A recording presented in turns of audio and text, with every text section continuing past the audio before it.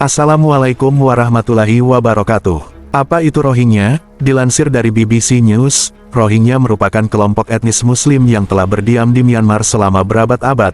Namun, karena mereka menjadi minoritas di negara yang beragama Buddha, mereka kerap sekali mengalami diskriminasi oleh penduduk Myanmar. Tidak hanya itu, pemerintah Myanmar juga disangka telah melakukan sejumlah kejahatan terhadap etnis Rohingya, termasuk pembantaian massal, pemerkosaan, pengusiran paksa, dan pembakaran desa-desa mereka. Maka tak heran, itulah sebabnya kenapa etnis Rohingya banyak berimigrasi ke negara-negara lain, tanpa terkecuali negara kita yakni Indonesia. Namun pertanyaannya, apakah mereka diterima oleh masyarakat Indonesia?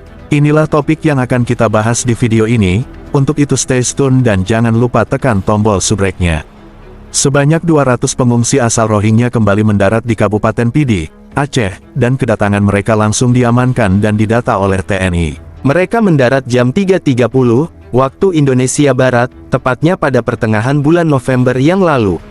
Jumlahnya sekitar 200-an, kata Panglima Laut Aceh Miftah Cut Adek kepada wartawan. Namun, hanya karena mereka sudah berhasil mendarat di Aceh, itu bukan berarti warga Aceh sepenuhnya menerima kedatangan mereka.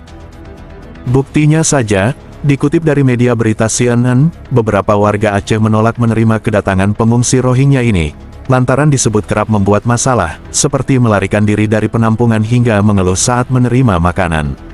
Menko Polhukam Mahfud MD juga mengatakan jumlah pengungsi Rohingya di Indonesia saat ini, mencapai 1.478 orang. Mereka tersebar di penampungan sementara di Aceh, Medan, dan Pekanbaru. Tidak hanya itu, menurut Mahfud MD tempat penampungan sementara di Pekanbaru dan Medan kini juga sudah penuh serta kehabisan dana.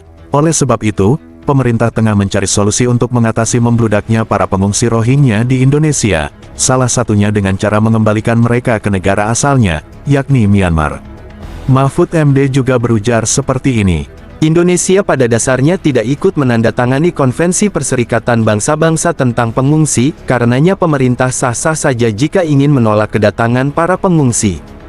Mungkin ada beberapa dari kita merasa iba, atau kasihan terhadap mereka, tapi teman-teman perlu ketahui, mereka kerap kali melakukan kasus di tempat pengungsiannya. Contohnya saja, dikutip dari detiknews.com. 4 pengungsi Rohingya tewas dalam baku tembak antara dua kelompok pemberontak di Bangladesh. Insiden ini menandai memburuknya keamanan di kamp-kamp pengungsi Rohingya yang penuh sesak di negara tersebut, dan puluhan kamp pengungsi kumuh yang menampung warga Rohingya telah muncul sebagai medan pertempuran antara kelompok-kelompok bersenjata yang bersaing, yang telah menggunakan permukiman tersebut sebagai pos penyelundupan narkoba dan penyelundupan manusia. Tidak hanya itu, dikutip dari media berita detiksumut.com, seorang warga etnis Rohingya ditangkap polisi karena diduga memperkosa anak di bawah umur di kamp penampungan sementara di Padang Tiji Pidi Aceh. Pelaku berinisial RU ditangkap usai orang tua korban melapor ke pos pengamanan. Pelaku memperkosa korban di bilik tempat korban tinggal. Pelaku mengancam korban dengan sebilah pisau untuk diam, kata Kasat Reskrim Polres Pidi Ibtu Rangga Setiadi saat dimintai konfirmasi Detik Sumut, Senin, tanggal 4 Juli tahun 2023. Astagfirullahalazim, ada-ada saja kelakuan mereka, hidup numpang di tanah orang tapi masih saja berbuat seperti itu. Kasihan si korban, masih kecil sudah terkena gangguan mental, dan mungkin saja trauma seumur hidupnya.